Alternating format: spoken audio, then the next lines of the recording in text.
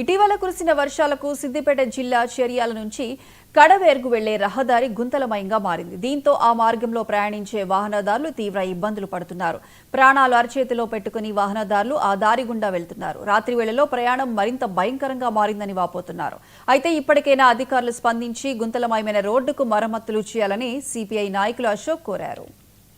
చేర్యాల మండల కేంద్రానికి కూతవేటు దూరంలో ఉన్నటువంటి కడవేరుగు, పోతురెడ్డిపల్లి, నాగపురి, ఇతరత్ర ప్రాంతాలకు వెళ్ళేటువంటి రహదారి ఇటీవల కురిసినటువంటి భారీ వర్షానికి కోతకు గురై రోడ్డుకు చుట్టుపక్కల మొత్తం రోడ్డు ధ్వంసమైనటువంటి పరిస్థితి ఉంది.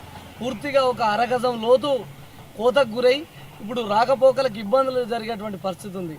ద్విచక్ర వాహనాలకు మరియు కార్లు కానీ బస్సులు కానీ ఒకటి వచ్చిందంటే ఇంకొకటి వెళ్ళకుండా మొత్తం బండ్లు కూడా ఖరాబ్ అవుతున్నటువంటి పరిస్థితి ఉంది. వారి కింద పడి ప్రమాదాలు జరిగి గాయాల పాలయ్యి ఇటీవల కొంతమంది చనిపోయినటువంటి పరిస్థితి ఉంది.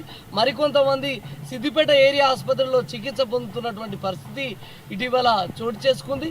మరి వెంటనే R&B అధికారులు స్పందించాలి, పంచాయతీరాజ్ అధికారులు స్పందించి ఈ రోడ్డు మరమ్మతులు చేపట్టి తాత్కాలికంగా ప్యాచ్ వర్క్ చేయాలని సందర్భంగా సిపిఐ పార్టీగా డిమాండ్ చేస్తున్నాం.